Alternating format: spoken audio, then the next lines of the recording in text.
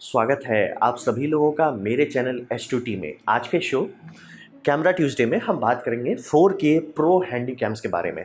तो आइए जानते हैं। तो सबसे पहले आपको ये समझना पड़ेगा कि मैं कई बार लोगों को कहता हूँ कि भाई आप वीडियो कैमरा खरीद लो। जैसे काफ़ी लोग बोलते हैं कि मेरे को शादी में रिकॉर्डिंग करनी है, तो क्या जैसे मान लीजिए सोनी A6400 या ब्लैकमैजिक प्रो ये सब नहीं कर सकता? आराम से कर सकता है, 99% DSLR कर सकता है, लेकिन ये सब इसके लिए बनाया नहीं गया है। और इसका असर ये पड़ता है कि बहुत सारा अजीब-अजीब चीज़ मिसिंग है। जैसे कि एक एग्ज़ाम्पल देना चाहूँगा कि आपको मान लीजिए एक हैंडीकैम दिया गया, ठीक है? आप उससे रिकॉर्डिंग कर रहे हो, उसमें 30 मिनट का लिमिट नहीं होता है। बहुत सारे कैमरा में 30 मिनट का लिमिट है। मतलब सिर्फ सोनी A6400 पहला आया, अभी जो मतलब ये पैनासोनिक उतार रहा है उसमें भी ये हट गया है 30 मिनट का लिमिट, और पैनासोनिक के G5 सीरीज़ में पहले से ही नहीं था। तो आप समझ सकते हैं काफ़ी कुछ चुनना पड़ेगा कैमरा कि इसमें नहीं हो। ये वीडियो कैमराज़ बनाए गए हैं तो इसमें वो रिकॉर्डिंग का लिमिट कभी नहीं होता है, तो टेंशन नहीं लेना है। प्लस इसको बनाया जाता है लॉन्ग इंड्योरेंस के लिए। यहाँ पे आप समझिए कि भले आपको कोई कैमरा दे देता है कि ठीक है भैया लो और इससे आप शादी का रिकॉर्डिंग करो, लेकिन शादी कई घंटे तक चल सकती है। मान लीजिए वरमाला भी हो रहा था, जैसे मैं अभी रिसेंटली एक बहुत महंगे मतलब मेरे होम टाउन के हिसाब से, इससे भी बड़े बड़े महंगे होते हैं, लेकिन मेरे होम टाउन के हिसाब से बहुत महंगे शादी में था। उसमें जो वरमाला मतलब जयमाल का हो रहा था, उसके लिए हम लोग कम से कम 3.5 घंटा वेट करना पड़ा। तो आप रिकॉर्डिंग उस दिन रोक नहीं सकते, आपको रिकॉर्डिंग कंटिन्यूस करना पड़ेगा, क्योंकि कुछ भी हुआ आपको रिकॉर्डिंग होना चाहिए उसके पास। तो इस कारण से इंड्योरेंस नहीं होता है। मतलब हैंडीकैम बनाया गया कि भैया उतना घंटा चलो, लेकिन आपका जो कैमरा है जिसको आप पॉइंट एंड शूट की तरह इस्तेमाल करें या DSLR को इस्तेमाल करें या मोबाइल को इस्तेमाल, ये सब नहीं बना है ऐसा कंटिन्यूस करने के लिए।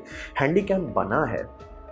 और प्रो हैंडीकैम्स में खास करके बहुत सारा इनपुट और आउटपुट होता है। इनपुट का जैसे आपको मैं एक सिंपल एग्जांपल देना चाहूँगा। जैसे मान लीजिए एक शादी हो रहा है, वलमारा हो रहा है और बैकग्राउंड में कोई डीजे म्यूज़िक बना रहा है, ठीक है? तो आप चाहते हो कि डीजे का म्यूज़िक अच्छे से आए, क्लीनली आए, तो आप क्लीनली लाओगे कैसे? तो जैसे प्रो हैंडीकैम में माइक्रोफोन का इनपुट होता है, तो आप उससे उसके मतलब जो टेबल होता है उसमें एक XLR आउटपुट निकालिए, अपना इसमें डाल दीजिए, एकदम क्लियर कट ऑडियो सिग्नल आ जा रहा है, जिसको आप पोस्ट प्रोडक्शन में अच्छे से आराम से कंट्रोल कर सकते हैं।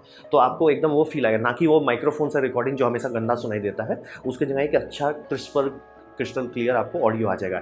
ये फ़ायदेमंद होता है। फिर काफ़ी जगह आजकल मैं देख रहा हूँ कि लोग क्रेन का इस्तेमाल कर रहे हैं। मतलब ऐसे कैमरा जो रहता है मतलब बड़ा सा एक बंदा है उसको हैंडल करता रहता है, ठीक है? क्रेन में अगर आपको कैमरा लगाना है तो आपके कैमरा में HDI आउटपुट होना ज़रूरी है। HDI पे आप मेरा पूरा डिटेल वीडियो यहाँ देख सकते हैं। लेकिन आप ये समझिए कि HDI नहीं होगा तो आप कैमरा जैसे मान लीजिए क्रेन है 6 फुट का, 7 फुट का या 12 फुट का, तो उतना दूर लंबा तार है, HDMI तार खरीदने चाहिए तो लुट जाइए, और प्लस वो उतना अच्छे से बना भी नहीं है। तो HDMI ये सब काम के लिए नहीं बना है, SDI बना है। तो यहाँ पे SDI आउटपुट आपके लिए इंपॉर्टेंट हो जा सकता है। तो इसी कारण से आप ये समझिए कि वीडियो के लिए बनाए होने से तो ये इनपुट और आउटपुट दिया जाता है कि भैया ठीक है, तुमको कम से कम 2 ढंग का माइक्रोफोन लगाने का मिल जाएगा, जिसमें अगर आप शादी ब्याह में बात कर रहे हैं तो एटलीस्ट एक मान लीजिए कोई अनाउंसर है, कोई फैमिली मेम्बर जो खूब अनाउंसर की तरह काम कर रहा है, उसका माइक्रोफोन आप सीधे इनपुट ले लीजिए और डीजे का भी इनपुट ले लीजिए, तो आपको एक बैकग्राउंड म्यूजिक भी मिल जाएगा और दोनों अलग अलग मिलेगा, तो आप आराम से उसको पोस्ट प्रोडक्शन में एडिटिंग कर पाइएगा। तो ये सब का काफ़ी फ़ायदा होता है। ये सब ऐसा नहीं है कि आप फील्ड में जाके अरे हम ब्रॉडकास्ट नहीं कर सकते, हम ये नहीं कर सकते, वो नहीं कर सकते, ये सब नहीं चलेगा। तो इसी कारण से इनपुट और आउटपुट मायने रखता है। फिर सेंसर की बात कर रहा हूँ तो बहुत सारे प्रोफेशनल कैमरा भी आते हैं जो काफ़ी छोटा सेंसर इस्तेमाल करते हैं, लेकिन मैं उसको नहीं बोलूँगा लेने, क्योंकि अगर वो छोटा सेंसर इस्तेमाल कर रहे हैं आपका मोबाइल फ़ोन जैसा ही उसका डेप्थ ऑफ फील्ड आएगा। हाँ, मतलब लेंस अच्छा है, इमेज स्टेबलाइजेशन अच्छा है, काफ़ी सारे एक्स्ट्रा फीचर्स हैं, तो वो सब का फ़ायदा मिलेगा। लेकिन लो लाइट परफॉर्मेंस यानी कि रात को अगर कुछ हो रहा है तो उसमें कैसा आपको इमेज दिखेगा, वो अच्छा नहीं दिखेगा। इसी कारण से लोग बड़ा सेंसर लेना चाहते हैं। तो एक एग्जांपल देना चाहूँगा कि 35 मिलीमीटर का फ्रेम, ये नीला वाला मान लीजिए, उसमें आइए आप APS-C मतलब APS-C H बनाया गया था, लेकिन कैनन उसको ज़्यादा यूज़ नहीं करता है। फिर उसके बाद APS-C बनाया गया, तो APS-C को समझ लीजिए उससे छोटा हो गया, मतलब एकदम 1.5 टाइम्स छोटा हो गया। फिर आइए आपका माइक्रो फोर थर्ड, वो APS-C से भी छोटा हो गया, माइक्रो फोर थर्ड। फिर माइक्रो फोर थर्ड से और नीचे आइए तो उसे हम लोग 1 इंच करते हैं, जो आपका सोनी RX 100 में है, फिर नाइकॉन 1 जो बनाया था उसमें था, और काफ़ी सारे और हैंडीकैम्स में भी आते हैं 1 इंच का सेंसर। तो आपको मैं कहूँगा कि अगर आप प्रोफेशनल वीडियो बनाना चाहते हो और आप चाहते हो कि लोग आपको पैसा ज़्यादा दें, तो आपको मैं कहूँगा कि 1 इंच से नीचे मत जाइए, क्योंकि 1 इंच मतलब 1 इंच से नीचे जो आता है वो बहुत छोटा हो जाता है और उसमें डेप्थ ऑफ फील्ड अच्छा नहीं आता। बहुत बड़ा एपर्चर का लेंस लेना पड़ेगा, जो कि मिलता नहीं, क्योंकि लेंस ये सब में इंटीग्रेटेड रहता है। तो आपको अगर डेप्थ ऑफ फील्ड चाहिए तो मिनिमम 1 इंच से नीचे मत जाइए। वन अगर आपको नहीं चाहिए कोई मतलब नहीं, आराम से अच्छे अच्छे कैमरा आते हैं बहुत सारे, तो न्यूज़ एंकर चाहते ही हैं कि उनको डेप्थ ऑफ फील्ड नहीं मिले क्योंकि वो दिखाना चाहते हैं कि क्या हो रहा है, तो वहाँ तो ये बैकफायर कर जाएगा, वहाँ के लिए अच्छा आइडिया नहीं है। लेकिन अगर आप शादी ब्याह करना चाहते हो, थोड़ा सा फील आए, थोड़ा सा आइसोलेशन हो, कौन ब्राइड एंड ग्रूम है, क्योंकि सब कोई सच संवर के आता है, तो वहाँ पर किसको आइसोलेट करना है तो आप कर पाइएगा। तो इसी कारण से आपको मैं कहूँगा कि 1 इंच से नीचे मत उतर जाइए। तो बहुत सारा सेंसर का नाम थोड़ा ऊपर टांग तरीके लगा, जैसे 1/2.5, तो 1 इंच बाई 2.5 है, लेकिन वो बहुत छोटा हो जाता है, तो 1 इंच से नीचे मत उतरिए। लेकिन ये जान आगे बढ़ने से पहले आप ये बात समझ लीजिए कि कैमरा बहुत महंगा होता है। आपको लगता है डीएसएलआर महंगे वाले महंगे होते हैं, तो ये आपको रुला देगा। मतलब 2 से 3 लाख के अंदर आता है।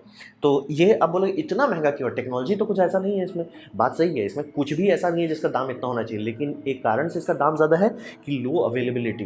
क्योंकि आप समझिए शुरू में वीडियो कैमरा, फोटोग्राफी कैमरा एकदम अलग था, तो वीडियो कैमरा खूब बिकता था। जब से मतलब ये हमारा मिररलेस या डीएसएलआर ये सब अच्छा होने लगा, जैसे मैं अभी डीएसएलआर का इस्तेमाल कर रहा हूँ, ये सब गुड इनफ हो गया, यानी कि अब मैं प्रॉपर वीडियो कैमरा नहीं ले रहा हूँ, मैं डीएसएलआर लेके काम कर ले रहा हूँ। तो अब इससे ये हो रहा है कि वीडियो कैमरा का मार्केट बहुत डाउन हो गया, लगभग खत्म हो गया। हैंडीकैम तो मार्केट से चले गए, प्रोफेशनल किसी तरह के, तो इनका जो मार्केट घट गया, इससे अवेलेबिलिटी कम हो गई। तो मतलब जैसे अगर आप सोनी के वेबसाइट में जाइए अभी इसी वक्त कि मेरे को दिखाओ मिररलेस कैमरा, लंबा लिस्ट है, सब पे दाम दिखा देगा। अगर आप उन्हीं का प्रो लाइनअप में जाइए और हैंडीकैम देखिएगा, उस पर दाम नहीं दिखाते हैं, तो आपसे कोई कुछ भी चार्ज कर सकता है। आप वही मॉडल अमेरिका में खरीदिए 70,000 रुपये का मिलेगा, वही मॉडल इंडिया में खरीदिए 2 लाख का मिलेगा। तो इसीलिए लो अवेलेबिलिटी, यानी हर जगह अवेलेबल भी नहीं है, तो दाम सही से नहीं रहता। इसी कारण से ये दोनों चीज़ मिला के बहुत ख़राब महंगा होता है। इसीलिए काफ़ी लोग इससे मतलब हिचकिचाते कि यार बहुत ज़्यादा महंगा है। और सही बात है कि मतलब ऐसा मैं जैसे ये सब के लिए 70-80, चलिए 1 लाख, लेकिन ये 3 लाख का आ रहा है तो थोड़ा सा चुभता है कि ये बहुत ज़्यादा ओवर महंगा हो जा रहा है। तो इसी कारण से इसके बारे में आप समझिए कि आपको वीडियो के लिए बहुत चीज़ अच्छा मिल जाएगा, लेकिन उसका दाम देना पड़ेगा और भरपुष्ट दाम देना होगा। तो फिर सवाल बनता है कि अच्छा आपको क्या खरीदना है। यहाँ पे प्लीज़ हमसे मत पूछिए, मेरा काम है ये सब वीडियो बना के आपको आइडिया देना, ताकि आप खुद खोज सकें।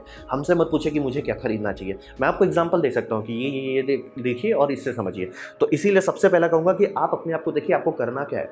जैसे मान लीजिए आपको सिर्फ डॉक्यूमेंट्री बनाना है, तो आप चाहते हो कि खूब अच्छा कैमरा मिले, क्योंकि मेरे को अच्छा बिट डेप्थ मिलेगा, मैं खूब कलर करेक्शन करूँगा, थोड़ा मूड डालूंगा, थोड़ा फीलिंग डालूंगा, तो आपका रिक्वायरमेंट अलग है। कोई बोलेगा यार मैं रन एंड गन शूट करता हूँ, मैं काफ़ी जगह के स्कैम एक्सपोज करता हूँ, ये सब करता हूँ, तो आपको ऐसा चीज़ जिसमें शैलो डेप्थ ऑफ फील्ड ना हो, ताकि आप हर चीज़ एकदम अच्छे से फोकस में रहे। तो उस कारण से समझिए आपका रिक्वायरमेंट अलग होगा, लेकिन आप दोनों कहोगे कि मेरे को प्रोफेशनल कैमरा दो। कोई फिर सोच लीजिए कि बोलता है कि नहीं यार मेरे को थोड़ा सा मूवी टाइप बनाना है, मेरे को थोड़ा म्यूजिक वीडियो बनाना है, तो उनका रिक्वायरमेंट होगा भैया बड़ा से बड़ा सेंसर ले लो, कम से कम माइक्रो फोर तक चले जाओ। तो इसीलिए आप समझ सकते हैं कि सबका रिक्वायरमेंट अलग होता है। मैं सबका नहीं बता, आपको खुद जानना होगा। तो पहले शांति से बैठिए और हिसाब लगाइए को क्या चाहिए। फिर आपको एकदम सिंप्लीफाई अगर कर देना है, तो शादी ब्याह के मामले में चलिए हम बात करते हैं। तो आप क्या सोचते हैं, मतलब कि मैं लूँगा वीडियो फाइल, काट कर दूंगा, मतलब जो बेकार चीज़ है वो काट दूंगा और दे दूंगा इनको फाइल। अगर आपको ऐसा करना है तो कोई भी कैमरा काम करेगा। लेकिन अगर आप फाइल लेते हैं, फिर बैठ के अच्छे से उस पर कलर करेक्शन करते हैं, उसका वाइट बैलेंस एडजस्ट करते हैं, उसका ह्यू सैचुरेशन ये सब छेड़छाड़ करते हैं, तो आपको चाहिए जिसमें डेटा हो। तो और ये सब का एक कीमत भरना पड़ता है। आप मान लीजिए ऐसा अच्छा सा प्रोफेशनल DSLR ले रहे हैं या प्रोफेशनल प्रो हैंडीकैम, जिसमें मतलब कुछ हैंडीकैम में तो अच्छा खासा हस्ट पुश प्रोसेसर लगा रहता है जो अच्छा वीडियो देता है, तो वो सबको रखने के लिए भी कोई जगह चाहिए। तो एक एग्जांपल देना चाहूँगा कि लोग इस तरह का इक्विपमेंट रखते हैं अपने पास, जो लोग खूब वीडियो एडिटिंग करते हैं, बड़े बड़े शादी में एडिटिंग की जाती है, तो वहाँ पे इस तरह का इस्तेमाल किया, जैसे कहते हैं नेटवर्क अटैच स्टोरेज। तो होता है कि आपको ये समझिए कि अगर आप मोबाइल फ़ोन से बनाते हैं तो बहुत, मैंने एक बंदे ने पूछा था अभी मेरे यूट्यूब कॉमेंट में कि मेरा फ़ोन भी तो 4K 60 फ्रेम पर सेकंड कर सकता है, तो मैं इतना महंगा चीज़ क्यों लूँ? और बहुत सारे तो कैमरा भी 4K 60 नहीं कर सकते, मोबाइल कैसे कर लेता है? आप ये समझिए कि मोबाइल जो है, मैं यहाँ आईफोन का एग्जांपल दूंगा कि आईफोन जब तक आप हैक नहीं करते या कोई थर्ड पार्टी ऐप नहीं लगाते, वो 55 Mbps पे चल रहा है, यानी कि पर सेकंड 55 Mbps स्मॉल बी वो डेटा बना रहा है। तो उसको कैपिटल बी में कन्वर्ट कीजिए, यानी डिवाइडेड बाय 8, तो लगभग 7 Mbps हो जाता है। यानी कि 1 घंटे की अगर आप रिकॉर्डिंग किए, ठीक है, मेरा 1 घंटा का रिकॉर्डिंग करना है, 3 GB आपका मेमोरी खा गया। काफ़ी बड़ा लग रहा है आपको। अब आइए 150 Mbps, ये काफ़ी सारे अच्छे हैंडीकैम देते हैं आपको, मतलब प्रोफेशनल हैंडीकैम। ये जाएगा यानी 19 Mbps, यानी कि ये 68 GB हो गया, ये लगभग 70 GB खा जाएगा 1 घंटे का। और उससे भी ऊपर अगर आप चले गए, क्योंकि आता है कुछ कुछ मतलब अब आप सिनेमा कैमरा के रेंज में आ रहे हैं, तो ये सब आपको बिट मिल जाएगा ब्लैक मैजिक में और मतलब बहुत हाई एंड पैनासोनिक में मिल जाएगा 400 Mbps। 400 Mbps का मतलब होता है 50 Mbps, यानी कि अगर आप SD कार्ड में रिकॉर्डिंग करना चाहते हैं तो प्लीज़ मेरा ये वीडियो देख लीजिए SD कार्ड वाला, क्योंकि बहुत कॉम्प्लेक्स है। तो आपको कम से कम V60 का कार्ड खरीदना पड़ेगा, यानी U3 से आपका काम नहीं चलेगा, आपको V60 या V90 का कार्ड खरीदना पड़ेगा। और ये 1 घंटे का रिकॉर्डिंग के लिए 180 गीगाबाइट खाएगा। रेड एपिक और अर्सा मिनी के बारे में तो मैं बात ही नहीं करूँगा।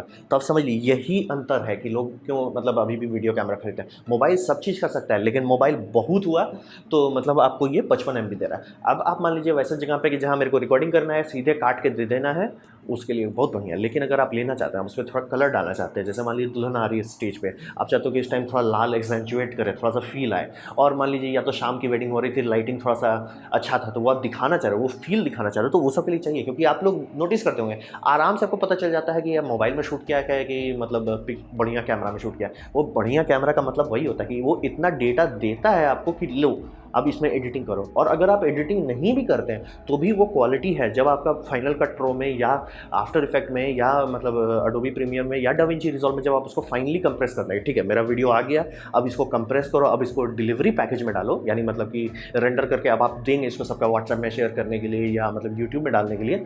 तो अगर वो 400 Mbps से कंप्रेस कर रहा है, बहुत अच्छा कंप्रेशन निकलेगा, क्योंकि इसका खूब डेटा है, अच्छा से मैथमेटिक्स बनाएगा। उसका 55 है, कैमरा पहले ही कंप्रेस कर चुका है, अब वो उसमें ज़्यादा जानकारी नहीं है, तो अब वो कंप्रेस करेगा तो उसको ठीक से नहीं पता है कि क्या हटाना है क्या नहीं हटाना है। तो इसी कारण से लोग हाई बिट रेट के पीछे भागते हैं। तो आप ये बात समझिए, कोई बुड़बक नहीं है कि भैया मतलब मैं प्रोफेशनल है। मतलब मैंने अभी देखा, अभी इनके शादी में देखा, महंगे महंगे कैमरा इस्तेमाल कर रहे थे।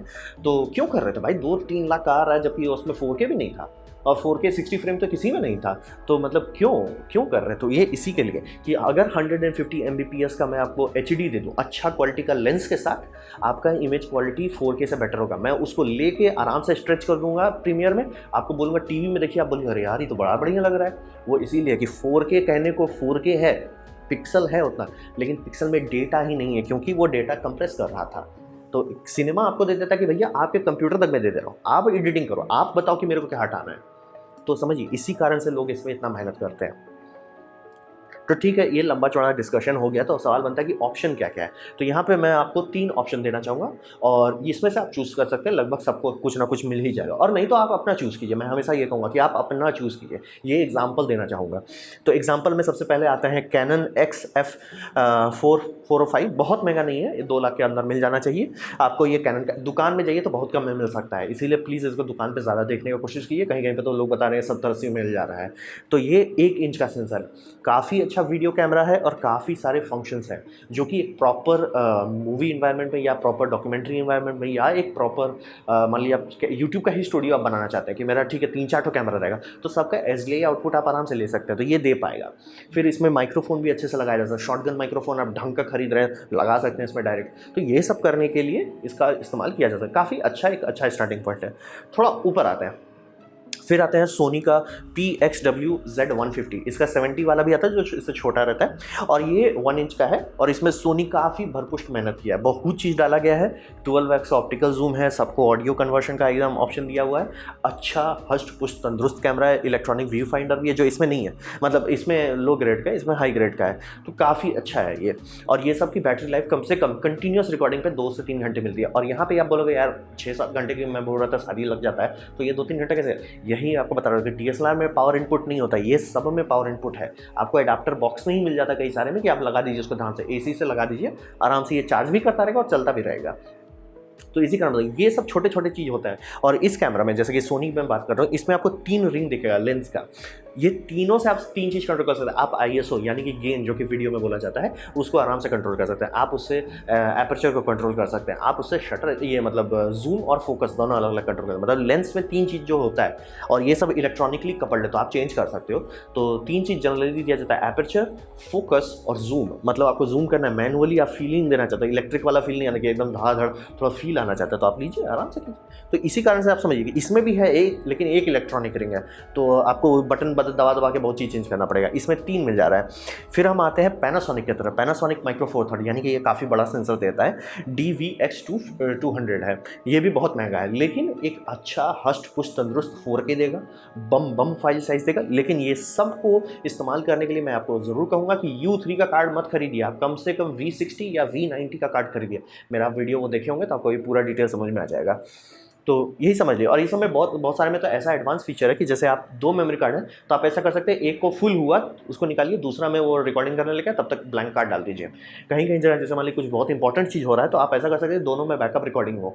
तो ये सब किया जा सकता है। ये सब ऑप्शन आपको ना तो मिररलेस में ढंग से मिलेगा और ना ही मतलब लो लेवल का प्रो कैम मिलेगा। तो ये सब का अगर आप इस्तेमाल करते हैं तो आपकी वीडियो में एक अलग बात होगा। जो लोग पॉइंट नहीं कर पाएंगे कि भैया कुछ है, लेकिन बोलेंगे नहीं क्वालिटी आ रहा है, क्वालिटी आ रहा है। और तुरंत कोई भी आराम से आपको मोबाइल रख दीजिए, चाहे आप मतलब गूगल का पिक्सल रख दीजिए, चाहे हवाई का P30 रख दीजिए, P50 रख दीजिए, फ़र्क नहीं पड़ता। ये सब का चूँकि सेंसर बड़ा है, आपको तुरंत फील आ जाएगा नहीं कुछ अलग है। और अगर अच्छे से एडिटिंग करते हैं, कोई वीडियो एडिटर है जिसको कलर ग्रेडिंग अच्छे से आता है, वो ये सबसे जो फुटेज निकालेगा उससे डॉक्यूमेंट्री बनाई जाती है। मतलब ये सब इस्तेमाल किया जा चुका है डॉक्यूमेंट्री में। तो इसीलिए समझिए कि प्रोफेशनल वीडियो कैमरा का एक अलग मार्केट है। बहुत महंगा है क्योंकि उतना डिमांड नहीं है। कि जब से DSLR और मिररलेस लगभग काम करने लगा तो ये सब का मार्केट बहुत डाउन हो गया, तो ये सब का दाम बहुत बढ़ गया है। और चूंकि अवेलेबल नहीं है तो आपको कोई लूट भी बहुत आराम से सकता है।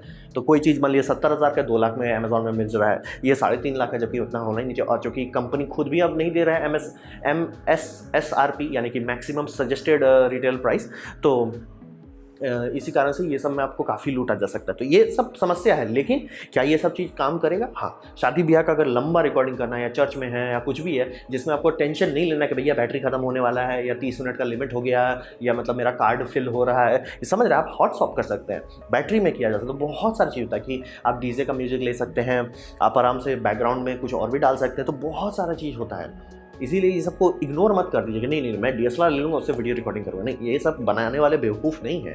तो बस इनका मार्केट डाउन हो गया क्योंकि जो शुरू के दिन में वीडियो बहुत अलग था, क्योंकि उस टाइम DSLR में 10 मिनट का लिमिट था, लेकिन YouTube में भी 10 मिनट का लिमिट था, तो कोई कंप्लेन नहीं करता था। अब जब YouTube अनलिमिटेड कर दिया कि भैया 6 घंटा 10 घंटा का वीडियो डालना है तो डालिए, तो लोग डिमांड करने लगे। तो अगर आप वैसा करना चाहते हैं तो ये सबसे कर सकते हैं। ये सबसे तो आप लाइव ये मतलब सोनी वाले में तो लाइव स्ट्रीमिंग भी है वाईफाई का इस्तेमाल करके। अच्छी क्वालिटी का नहीं है लेकिन काम कर लेता है, मतलब इमरजेंसी में आप लाइव स्ट्रीमिंग कर सकते हैं इससे। तो आप समझ लीजिए कि काफ़ी सारे ऐसे फंक्शन हैं जो इस्तेमाल करने के दरमियान आपको लगेगा नहीं यार, मतलब अब समझ में आ रहा है कि लोग वीडियो कैमरा पे क्यों खर्च करते हैं। और सब में लेंस इंटीग्रेटेड, बहुत सारे ऐसे भी आते हैं जिसमें लेंस इंटीग्रेटेड है, लेकिन वो मुझे अच्छा नहीं लगता क्योंकि ना तो वो इधर है ना तो उधर है। तो ये सब ऑप्शन में से आपको इसी टाइप में रेंज में इसी दाम के आसपास आपको खूब सारे ऑप्शन मिल जाएंगे। हाँ, महंगा है लेकिन एक रीज़न है उसका महंगा होने का, एक कारण है महंगा होने का। तो ये था मेरा प्रेजेंटेशन प्रो हैंडीकैम के बारे में। उम्मीद करता हूँ आपको अच्छा लगा, कुछ सीखने को मिला, कुछ समझ में आया हो। अगर ऐसा है तो लाइक कर दीजिए, नहीं पसंद आया है कोई बात नहीं, आप डिसलाइक दबा सकते हैं। मैं कहूँगा आप डिसलाइक 2 बार दबाइए ताकि मुझे पता चले वो सही में कितना नापसंद हुआ है। और आप कमेंट लिखिए क्योंकि मैं हर कमेंट का जवाब देता हूँ। और मैं आपसे कहूँगा सब्सक्राइब कीजिए, बेल दबाइए अगर आप फ्री हैं। तो आपने मेरा वीडियो देखा ही जान के मुझे बहुत खुशी हुई। धन्यवाद।